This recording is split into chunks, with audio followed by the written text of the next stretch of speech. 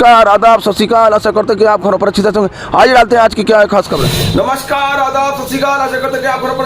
खबरों की शुरुआत आज हम दिल्ली से करते हैं, क्योंकि पूरा हिंदुस्तान का दिल कहीं ना कहीं दिल्ली में बसता है। इस बात से इनकार नहीं किया जा सकता, क्योंकि आज पूरे हिंदुस्तान को ये इंतजार था कि दिल्ली का अगला सीएम भाजपा किसे चुनती है, किसके नाम की घोषणा करती है।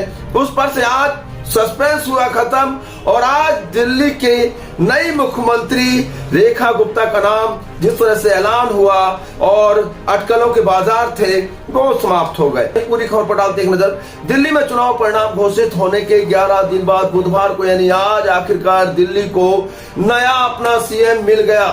भाजपा के सभी 48 नवनिर्वाचित विधायकों की हुई बैठक में रेखा गुप्ता के नाम पर मोहर लगी। अब सीएम के नाम का ऐलान के बाद रेखा गुप्ता उपराज्यपाल बीके सक्सेना से मिलकर सरकार बनाने का दावा करेंगी।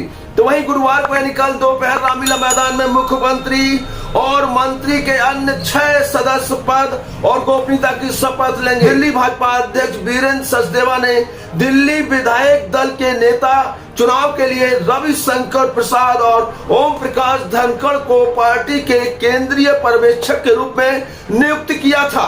नेता के चुनाव के लिए बैठक आज पार्टी कार्यालय में हुई। वहीं अगर शपथ ग्रहण की समारोह की बात करें तो रामलीला मैदान में शपथ ग्रहण समारोह की तैयारियां जोरों पर है। समारोह स्तर पर 3 मंच बनाए गए।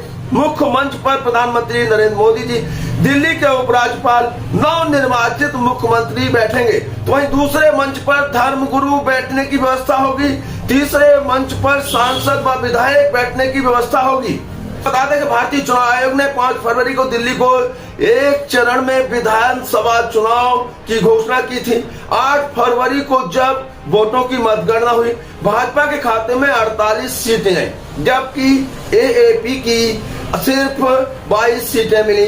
लगातार 3 बार कांग्रेस अपना खाता नहीं खोल पाई दिल्ली में और करीब 27 साल के बाद देश की राजधानी दिल्ली में भाजपा भारी बहुमत हासिल किया और भाजपा ने अपना मुख्यमंत्री अब भाजपा का मुख्यमंत्री दिल्ली में बैठेगा। इस तरह से रेखा गुप्ता दिल्ली की अगली मुख्यमंत्री होंगी। और इस तरह से प्रधानमंत्री नरेंद्र मोदी जी की बात करें, 8 फरवरी को जब परिणाम आए थे, उसके बाद जब भाजपा कार्यालय पर आए थे तो वाकई में उनका बहुत स्वागत हुआ था। हो भी क्यों नहीं, 27 वर्ष का दिल्ली का वनवास भाजपा का खत्म हुआ था। मोदी जी ने आते ही कहा था, जमुना मैया का सफाई की बात की थी, जमुना जी की।